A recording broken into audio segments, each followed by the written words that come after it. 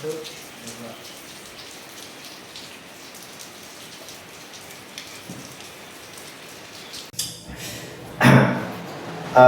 Mau minum dulu nggak, Arthur? Ada teh hangat dan air putih nih. Oh, nggak usah Pak, makasih. Oke, nih ya. Gimana kabarnya hari ini? Tadi kelas langsung ke sini? Iya Pak, dari kelas langsung sini. Kabar saya biasa aja sih Pak. Oke, biasanya itu gimana maksudnya, Arthur? Biasa yang baik atau biasa yang sebenarnya ada yang lebih berat dari di pikiran Arthur ini? Ada yang agak berat sih Pak, kalau jujur. Oke, itu justru bagus ya kalau kamu itu mau jujur di sini. Kamu bebas bicara apapun yang kamu rasakan. Bapak di sini bukan untuk menghakimi atau menilai kamu ya. Bapak di sini untuk menemani dan membantu kamu mencari jalan terbaik untuk permasalahan yang kamu hadapi sekarang. Oh iya Pak, makasih ya Pak. Nah, sebelum kita mulai nih, Bapak ingin sedikit menjelaskan tentang proses kita hari ini ya. Kita akan ngobrol kira-kira 20 menit ke depan. Di sini semua yang kamu ceritakan sepenuhnya dijaga kerahasiaannya. Bapak tidak akan menceritakan isi pertemuan ini pada siapapun, termasuk orang tua atau guru, dan kecuali jika yang menyangkut keselamatan kamu. Kamu setuju, Arthur? Setuju Pak. Itu juga bikin saya lebih tenang sebenarnya. Nah, bagus. Kita juga punya lembar persetujuan atau informan konser. Bapak minta kamu membacanya terlebih dahulu ya. Dari kalau sudah kamu setujui, bisa ditandatangani ya. Oke Pak, ini saya tanda tangan di sini ya Pak. Oke, terima kasih ya, Arthur. Berarti kita sudah sepakat untuk memulai sesi ini bersama-sama. Kamu sudah nyaman dengan posisi duduk yang sekarang? Sudah nyaman Pak. Oke, kita mulai ya. Arthur, Bapak sebenarnya sudah mendapat sedikit informasi dari guru kamu, wali kelas kamu itu. Nah, bahwa belakangan ini kamu terlihat berbeda dari biasanya. Kamu ini tampak lebih pendiam dan murung. Tapi Bapak ingin mendengar langsung dari kamu. Bisa diceritakan kira-kira apa yang sedang kamu rasakan atau alami belakangan ini? Sebenarnya saya udah nahan ini agak lama sih Pak. Kayak bingung mau cerita ke siapa. Kamu tidak perlu bingung lagi sekarang ya. Bapak di sini kamu bisa cerita perlahan, tidak perlu terburu-buru ya. Jadi gini Pak, saya itu sering buat diejek sama teman-teman di kelas saya, khususnya karena prestasi saya sih Pak. Oh, diajak karena prestasi ya.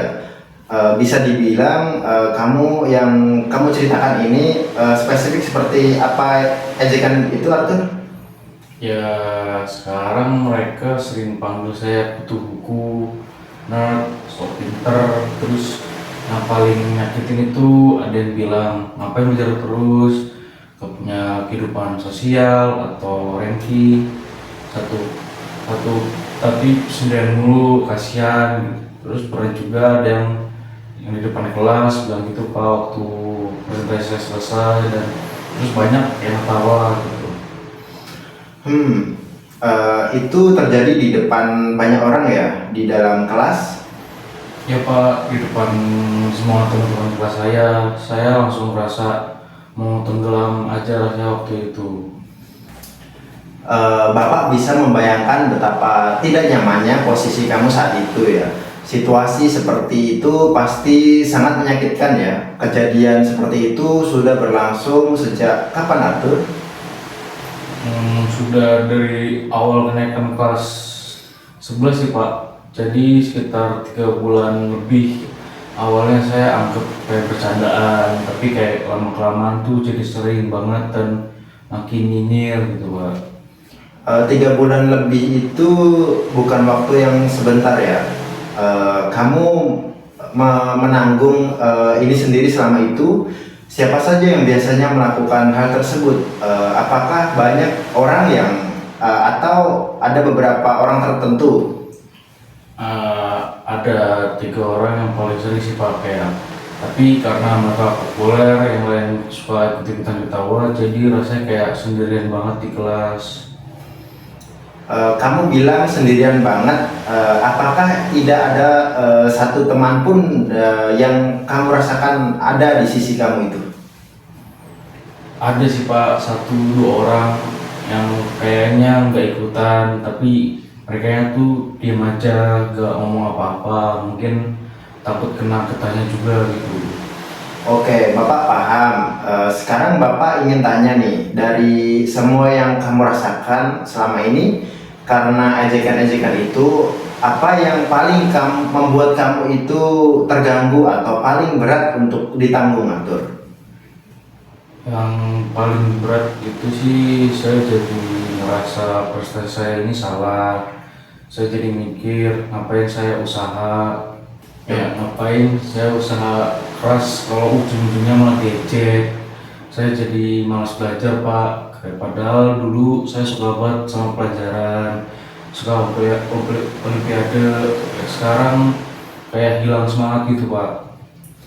Jadi kamu ini mulai mempertanyakan nilai dari prestasi yang selama ini kamu raih ya? Dan itu berdampak langsung pada motivasi belajar kamu. Iya Pak, kayak nilai saya juga turun semester ini. Kayak guru-guru juga pernah tanya kenapa. Saya bingung harus jawab apa.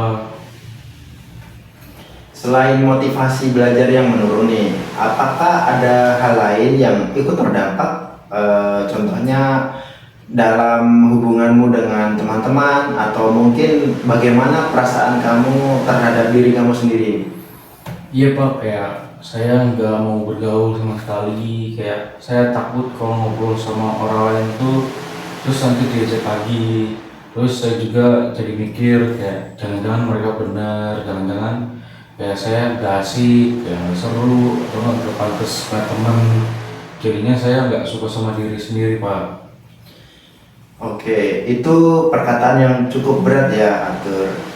Kamu bilang kamu tidak suka sama diri sendiri. Bapak ingin memastikan kamu, ketika kamu bilang seperti itu, maksudnya seperti apa? Apakah kamu itu pernah punya pikiran untuk menyakiti dirimu sendiri gitu? Nggak sampai sana sih Pak. Kayak nggak ada kepikiran kayak gitu. Kayak maksudnya lebih ke saya ngerasa nggak bangga sama diri sendiri. Kayak ngerasa hidup saya tuh hampa gitu. Oke, Bapak lega mendengar itu. Terima kasih sudah jujur ya, Arthur. Jadi yang kamu rasakan ini lebih ke hampa ya, tidak bangga dengan dirimu sendiri. Itu perasaan yang valid dan penting untuk kita eksplorasi bersama ya. Iya Pak, betul.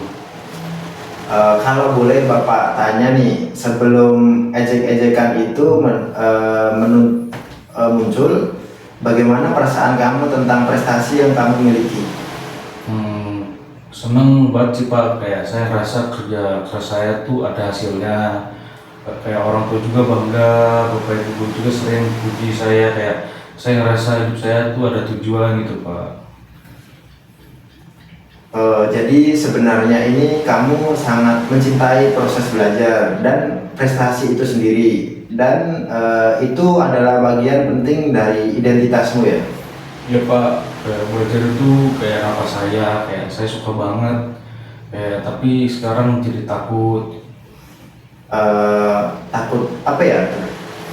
Kayak takut kalau saya berprestasi, kayak saya makin diejek, tapi kalau saya nggak berprestasi, saya ngerasa kehilangan diri saya Pak. Kamu ini terjebak di antara dua kondisi yang sama-sama sulit ya. Bapak ingin kamu tahu bahwa kamu tidak sendirian dalam merasakan dilema seperti itu, dan Bapak yakin kita bisa menemukan jalan keluarnya bersama. Arthur, jadi kamu sudah cerita banyak tentang apa yang kamu alami dan rasakan sekarang ini. Nah, Bapak ingin tanya sesuatu yang berbeda. Apa sebenarnya yang paling kamu inginkan kalau kamu ini bisa menggambarkan kondisi ideal hidupmu, seperti apa itu?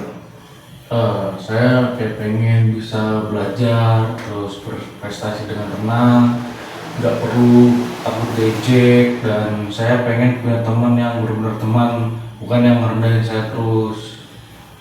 Itu keinginan yang sangat wajar dan mulia ya, Arthur. Kamu ingin prestasi dan koneksi sosial yang sehat berjalan beriringan, bukan satu atau yang lain, tapi keduanya. Iya Pak, tapi kayaknya susah banget sih. Kita akan cari jalan ke sana bersama-sama ya. Tapi sekarang Bapak mau tanya dulu nih, saat ini kamu mendapat ejek-ejekan itu, apa yang biasanya kamu lakukan? Bagaimana responmu selama ini ketika diejek? Biasanya sih saya kayak diem aja sih Pak, kayak pura-pura nggak denger, terus pulang sekolah langsung masuk kamar, nggak keluar-keluar. Saya kayak ingin cerita ke siapapun, nggak ke orang tua atau nggak ke guru, kayak saya pendam sendiri aja gitu Pak. Kamu merespon dengan cara menarik kamu ini merespon dengan cara menarik diri dan memendam semua ini sendiri ya.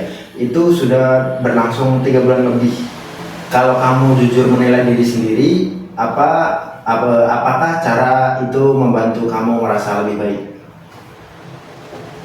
Enggak sih Pak, kayak malah makin berat, kayak makin ngerasa sendiri gitu.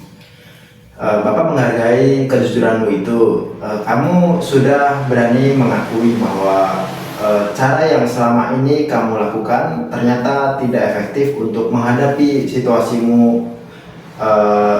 Itu sebenarnya langkah kesadaran yang sangat penting. Iya Pak, kayak saya sadar sih, tapi kayak saya bingung harus ngapain gitu. Bapak juga ingin tanya nih, selain memendam hal itu, apakah hal yang lain yang pernah kamu coba lakuin untuk menghadapi situasi ini? Kayak pernah sekali waktu saya mencoba senyum aja waktu diejek, tapi malah dikira saya setuju atau nggak masalah gitu Pak, kayak terus makin diledek aja gitu. Oke nih, kamu sudah mencoba satu cara lain, tapi hasilnya juga tidak seperti yang kamu harapkan. Lalu setelah itu kamu kembali ke diam dan jadi orang yang pendiam. Ya Pak, kayak karena merasa percuma aja gitu Pak. Bapak mengerti, kamu merasa sudah mencoba tapi tidak berhasil, lalu menyerah pada cara-cara itu. Nah, sekarang Bapak ingin mengajak kamu melihat dari sudut pandang yang sedikit berbeda ya, Arthur. Ya Pak, boleh. Kalau kamu skalakan dari angka 1 sampai 10, di mana angka 1 itu artinya sama sekali tidak terganggu, dan angka 10 artinya sangat terganggu sampai mengganggu seluruh aspek hidupmu. Nah, sekarang itu kamu ada di angka berapa? Kalau sekarang kayak saya kan di angka 7 sih Pak, kayak lumayan berat, tapi saya masih bisa sekolah, masih bisa makan, tidur, kayak cuman nggak semangatnya aja sih Pak. Angka 7 ya, itu cukup berat sih. Arthur, boleh Bapak tanya kepada kamu nih, kamu tidak memilih angka yang lebih tinggi, misalnya 9 atau 10? Ya sih Pak, kayak karena saya masih ada harapan sih Pak, kayak saya masih pengen bisa normal lagi. Saya tahu ini nggak akan selamanya, atau setidaknya saya berharap gitu Pak. Itu sangat berarti ya, Arthur. Kamu masih punya harapan di dalam tekanan seberat ini. Kamu masih memiliki secercah optimisme dalam kekuatan yang sangat penting yang kamu miliki ini. Iya Pak, kayak saya juga nggak mau menyerah sih sebenarnya gitu. Arthur, sekarang kita masuk ke bagian yang mungkin butuh keberanian lebih untuk menjawab dengan jujur. Kamu siap? Saya siap Pak. Oke, selama ini kamu memilih untuk diam, memendam dan menarik diri. Menurut kamu sendiri, apakah pilihan itu membawa kamu lebih dekat ke keinginanmu, yaitu bisa belajar dengan tenang dan punya teman yang banyak, atau justru semakin menjadi atau semakin menjauh? Justru ingin menjauh sih Pak, kayak karena dengan saya diam kayak mereka nggak pernah tahu bahwa itu menyakiti saya, kayak dan saya juga jadi semakin terisolasi sih Pak. Oke, bagus sekali analisismu ya, Arthur. Kamu sendiri yang melihat bahwa perilakumu ini selama ini tidak membantumu mencapai apa yang kamu inginkan. Pertanyaan berikutnya, apakah yang kamu alami diajak karena prestasi adalah sesuatu yang bisa kamu lakukan, bisa kamu kontrol? Maksudnya gimana Pak? Maksudnya begini, apakah kamu bisa mengontrol apakah orang lain akan mengejekmu atau tidak? Nggak bisa sih Pak, itu kayak terserah mereka mau ngomong apa gitu. Oke, kamu tidak bisa mengontrol apa yang orang lain katakan atau pikirkan ya. Yang bisa kamu kontrol adalah apa? Contohnya? Diri saya sendiri atau cara saya merespon Pak. Eh, ya begitu. Kamu hanya punya kendali penuh atas diri kamu sendiri. Eh, Sikapmu, cara meresponmu, dan itu adalah hal yang sangat powerful, Arthur. Banyak orang tidak menyadari itu. Iya Pak, kayak selama ini terlalu fokus memikirkan mereka, kayak saya sampai lupa kayak bahwa kayak saya punya pilihan sendiri. Tepat. Dan pilihan yang kamu buat selama ini, diam dan memendam, itu adalah pilihan, bukan satu-satunya pilihan yang tersedia. Apakah kamu setuju dengan itu? Saya setuju sih Pak. Oke, Bapak juga ingin tanya nih, selama kamu menarik diri dari pergaulan, apa yang membuat kamu mendapat ejekan dari mereka? Ini membuat ejekan dari mereka berhenti? Enggak sih Pak, kayak malah kadang mereka menghidap saya karena kayak saya selalu sendiri dan kayak saya nggak pernah teman gitu. Jadi menarik diri tidak hanya tidak menyelesaikan masalah, tapi malah memberikan mereka bahan ejekan baru. Itu cukup melelahkan ya, Arthur. Mengalahkan banget sih Pak, kayaknya kayak nggak ada jalan keluar aja gitu. Tapi tadi kamu sendiri bilang bahwa kamu masih punya harapan dan tidak mau menyerah. Nah, itu berarti sebenarnya di dalam diri kamu sudah ada keinginan untuk berubah. Nah, Bapak ingin kamu melihat itu sebagai titik awal yang sangat kuat ya. Iya Pak, kayak saya pikir saya harus kayak mulai berubah sesuatu gitu. Nah, dan sesuatu yang perlu berubah itu bukan prestasi kamu, bukan kepribadian kamu yang suka belajar, tapi cara kamu merespon dari apa yang kamu lakukan dengan situasi itu. Setuju? Setuju banget sih Pak, kayak saya nggak mau berhenti berprestasi cuma karena omongan mereka gitu. Itu pertanyaan yang luar biasa kuat, Arthur.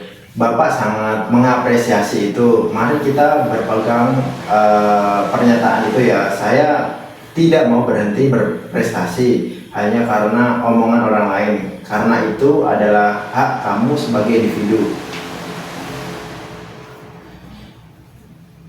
Arthur, kita sudah sampai di bagian yang mungkin paling penting dari pertemuan ini.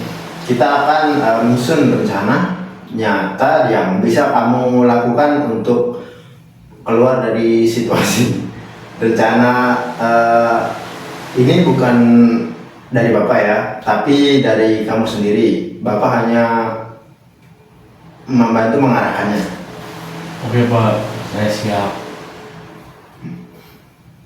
Oke, pertama-tama tadi kamu bilang ingin bisa belajar dan berprestasi ya, tanpa rasa takut, dan tidak ingin punya teman yang baik, dan ingin punya teman yang baik. Nah, apa satu langkah paling kecil yang bisa kamu lakukan mulai pertemuan ini untuk memulai pergerakan ke arah situ? Mungkin saya harus mulai ngobrol sama satu atau dua orang yang kayak saya rasa nyaman Pak, kayak yang tadi saya bilang nggak ikut-ikutan ngajak saya gitu Pak. Oke, itu ide yang sangat bagus ya. Membangun koneksi dengan orang-orang yang kamu rasa aman lebih dulu. Sudah ada bayangan siapa orangnya? Ada Pak, ada namanya Dian sama Fajar, kayak mereka berdua sepertinya baik, ya nggak pernah ikut-ikutan sama yang lain gitu. Oke, dia dan Fajar ya. Bagaimana rencanamu untuk memulai mendekati mereka? Apa yang kamu akan lakukan secara spesifik?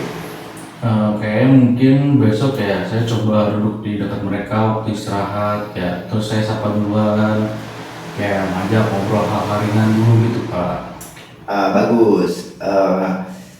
Duduk dekat, sapa, ngobrol ringan. Itu langkah pertama yang sangat bisa kamu lakukan ya sekarang. Bagaimana dengan soal ejekan itu sendiri? Kalau mereka mengejekmu lagi, apa yang ingin kamu coba lakukan berbeda dari sebelumnya? Ini kayak susah sih Pak, kayak saya nggak tahu kayak harus ngapain, kayak dia kayak rasanya umpan, tapi saya juga takut kalau kayak saya balas malah nambah ribut gitu. Itu pertimbangan yang matang ya, Arthur. Kamu tidak mau mempengaruhi, tidak mau mempengaruhi suasana, tapi juga tidak mau terus diam. Ada beberapa pilihan yang bisa kita pertimbangkan bersama ya. Yang pertama itu kamu bisa belajar memberi respon tegas tapi tenang, yang dalam bahasa sering disebut asertif. Bahkan bukan marah-marah, tapi jelas menyampaikan bahwa kamu ini tidak suka diperlakukan seperti itu. Misalnya dengan mengatakan dengan tenang, aku nggak suka dipanggil seperti itu. Bagaimana menurutmu, Arthur? Bisa sih Pak, tapi kayak saya perlu latihan, kayak kalau tiba-tiba ngomong gitu kayak saya takutnya suara saya gemetar atau kayak nggak keluar kata-katanya gitu. Itu wajar banget, Arthur. Asertivitas itu memang perlu dilatih. Kamu bisa melatihnya di depan cermin dulu, atau bahkan kamu bisa cerita ke Bapak apa yang ingin kamu lakukan, dan kita bisa role play sederhana di sini. Mau coba? Mau Pak, kayak boleh dicoba. Arthur, kamu pinter banget sih, tapi nggak punya teman. Kasian deh. Aku nggak suka ngomong kayak gitu. Boleh nggak kayak kita ngobrol dengan cara yang lebih baik? Gimana Pak? Keren banget, Arthur. Kalimat itu tegas, langsung ke inti dan tidak kasar sama sekali. Kamu menyampaikan ketidaksukaanmu dengan cara yang dewasa. Bagaimana perasaan kamu setelah mencoba itu? Kayak aneh tapi agak plong Pak, kayak rasanya tuh berbeda dari diam aja gitu. Nah, itu tandanya kamu menemukan sesuatu yang lebih sesuai dengan kebutuhan kamu. Kamu tidak perlu bereaksi dramatis, cukup tegas dan tenang. Itu namanya asertif ya. Nah, selain itu, satu opsi lain yang juga penting adalah melaporkan situasi ini secara resmi. Bagaimana pandanganmu tentang itu? Saya takut sih Pak, kayak takutnya malah dia nggak berbahaya atau nggak kayak tukang ngadu, malah kayak nanti makin dibully aja gitu Pak. Kekhawatiran itu pasti ada, tapi Bapak ingin kamu tahu bahwa apa yang kamu alami itu bukan sekedar bercanda. Itu sudah termasuk bullying verbal. Nah, dan itu melanggar hak kamu sebagai siswa. Sekolah ini memiliki komitmen untuk menciptakan lingkungan yang aman. Kamu berhak mendapatkan perlindungan itu. Iya Pak, kayak saya nggak pernah membiarkan kayak sampai sana gitu. Kayak saya selalu merasa itu salah saya atau saya yang terlalu sensitif gitu Pak. Tidak, Arthur, bukan salahmu. Tidak ada yang berhak merendahkan orang lain, apalagi karena mereka berprestasi. Itu justru seharusnya menjadi hal yang dirayakan, bukan diejek. Kamu itu terlalu sensitif, Arthur. Kamu hanya manusia yang punya perasaan dan wajar kalau itu sakit. Iya Pak, kayak saya jarang dengar orang lain bilang itu saya Pak. Bapak ingin kamu menanamkan itu dalam diri kamu. Tidak salah karena berprestasi. Nilai-nilai yang kamu perjuangkan itu mulia. Sekarang soal melapor, bagaimana kalau kita mulai dari langkah yang lebih kecil dulu? Misalnya, apakah kamu mau mendokumentasikan kejadian-kejadian yang sudah terjadi, tanggal, waktu, apa yang dikatakan, siapa yang ada di sana sebagai catatan awal? Bisa sih Pak, kayaknya saya ingat beberapa kayak kejadian yang spesifik dan bisa saya tulis. Nah, bagus. Dokumentasi itu penting kalau suatu saat kamu memutuskan untuk melapor secara resmi, kamu sudah punya data dan kamu bisa melapor langsung ke Bapak kapan aja ya. Ini ruang yang aman untuk itu. Kamu tidak perlu menunggu sampai situasinya menjadi sangat parah. Iya Pak, makasih Pak. Nah, lalu soal motivasi belajar yang sempat turun nih, bagaimana rencana kamu untuk memulai memulihkan semangat belajar itu? Kayak saya pikir saya harus ingetin diri sendiri terus kenapa saya suka belajar, kayak bukan buat orang lain tapi buat kayak diri saya sendiri, kayak buat cita saya gitu Pak. Nah, itu insight yang sangat matang. Kamu belajar bukan untuk membuktikan sesuatu kepada orang yang mengejekmu.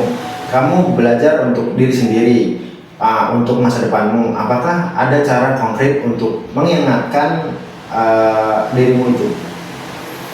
Mungkin kayak saya bisa bikin semacam kue atau nggak tulisan motivasi yang saya tempel kayak di kamar atau nggak kayak di dinding, atau tulisan tujuan-tujuan saya di buku. Kayak terus juga saya mau mulai ikut lagi kayak persiapan olimpiade yang saya sempat tinggalkan sebelumnya gitu.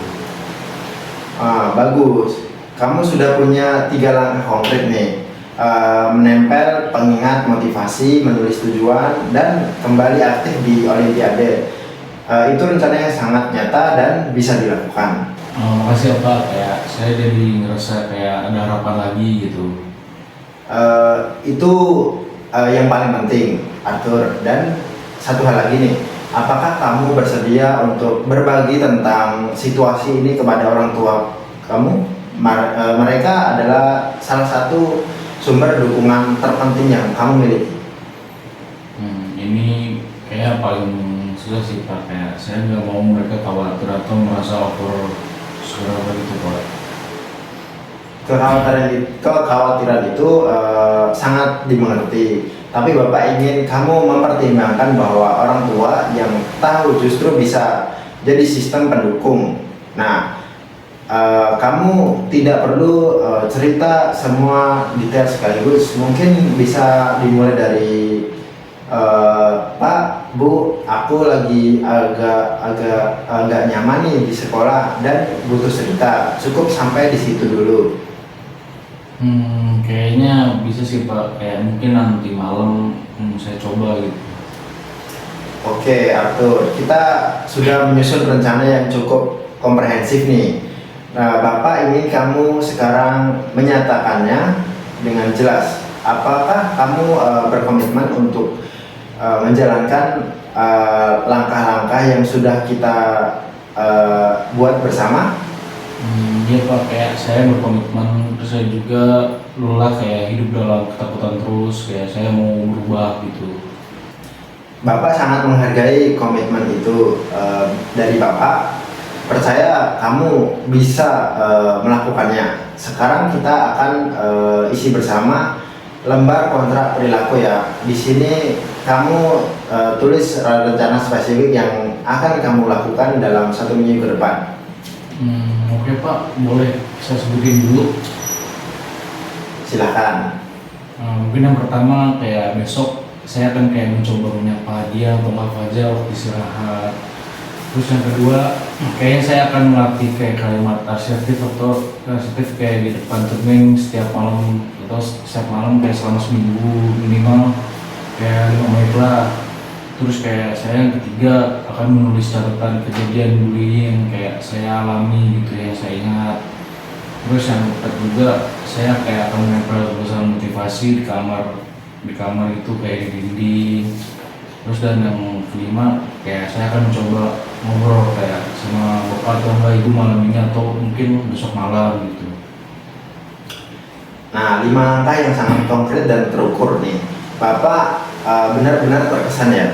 Ini bukan rencana yang muluk-muluk. Ini rencana yang bisa kamu mulai lakukan hari ini dan besok.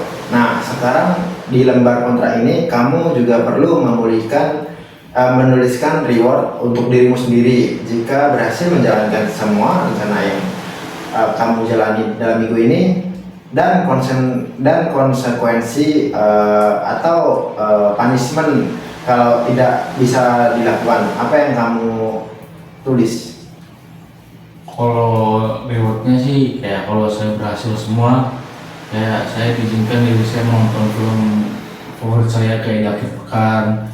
Untuk yang punishment kalau kayak saya skip salah satu kayak saya harus mengerjakan 50 soal matematika ekstra hari itu juga gitu Pak. Oke, rewardnya sangat menyenangkan ya. Punishmentnya juga masih berkaitan dengan belajar, konsisten sekali. Oke, kamu isi lembar ini ya, Tur. Dengan kamu menandatangani ini berarti kamu sudah berkomitmen pada dirimu sendiri, bukan pada Bapak ya. Ini kontrak antara Arthur dan Arthur. Bapak hanya saksinya. Iya Pak, saya mengerti dan entah kenapa menandatangani ini kayak rasanya lebih berat dari biasanya kayak dalam artian yang positif gitu Pak. Nah, Arthur, waktu kita hampir habis nih. Tidak terasa sudah hampir 20 menit, bahkan bisa lebih nih. Karena ya kita ngobrol banyak bersama Bapak. Nah, Bapak ingin tanya terakhir sebelum kita tutup sesi konseling ini. Tadi di awal kamu menyebutkan angka 7 dari skala 1 sampai 10 untuk menggambarkan seberapa berat bebanmu ini. Setelah sesi ini, sekarang kamu berada di angka berapa? Mungkin turun ke 5 sih Pak, kayak karena kan kayak sekarang saya ngerasa nggak sendirian lagi, terus kayak saya punya rencana yang jelas, kayak bukan sebelumnya yang gelap atau nggak tahu kayak harus arahnya kemana. Kayak sekarang tuh udah ada cahaya yang sedikit gitu Pak. Dari 7 ke 5 ya, itu penurunan yang bermakna dalam satu sesi ini. Bapak sangat senang mendengar itu. Dari gambaran yang ada, cahayanya dikit itu indah. Kamu yang menentukan cahaya itu sendiri ya. Bapak hanya membantu kamu sendiri bahwa cahaya itu ada. Oh iya Pak, makasih banget ya Pak. Bapak yang berterima kasih pada kamu karena mau terbuka dan percaya kepada Bapak hari ini. Itu butuh keberanian yang besar dan kamu sudah melakukannya. Bapak ingin merangkum apa yang mungkin sudah kita capai di sesi konseling hari ini ya. Pertama itu kamu sudah berhasil mengidentifikasi bahwa yang kamu alami ini adalah bullying verbal terkait prestasi, dan itu bukan kesalahanmu. Dan kedua itu kemudian menyadari bahwa cara lama diam dan memendam itu tidak efektif, dan kamu selalu siap mencoba cara yang berbeda ketika kamu sudah menyusun rencana konkret berupa 5 langkah yang bisa kamu mulai hari ini. Keempat, kamu sudah berkomitmen melalui kontrak perilaku. Dan kelima, kamu sudah menunjukkan bahwa di dalam dirimu ini ada kekuatan yang luar biasa, tekad untuk tidak menyerah. Itu semua bukan dari Bapak, itu semua dari kamu, Arthur. Terima kasih Pak, ini kayak sesi yang benar-benar sangat membantu saya gitu Pak. Bapak sangat senang bisa menemanimu hari ini. 1 minggu lagi kita bisa bertemu untuk tindak lanjut ya. Kamu bawa lembar kontrak itu dan kita evaluasi bersama bagaimana perkembangannya kalau di antaranya ada situasi darurat, misalnya ejekan makin parah atau kamu butuh bicara segera. Kamu bisa langsung ke ruang BK ini atau hubungi Bapak melalui nomor yang sudah ada ya. Siap Pak, saya akan usahakan semua rencananya Pak. Bapak percaya kamu bisa. Ingat ya Arthur, prestasi itu bukan sesuatu yang memalukan. Itu adalah hasil kerja kerasmu. Tidak ada orang yang berhak merendahkanmu karena itu. Dan kamu berhak untuk berprestasi sekaligus bahagia. Iya Pak, saya akan ingat itu Pak. Hati-hati di jalan ya Arthur. Semangat terus. Makasih Pak. Assalamualaikum. Waalaikumsalam. Sampai minggu depan ya.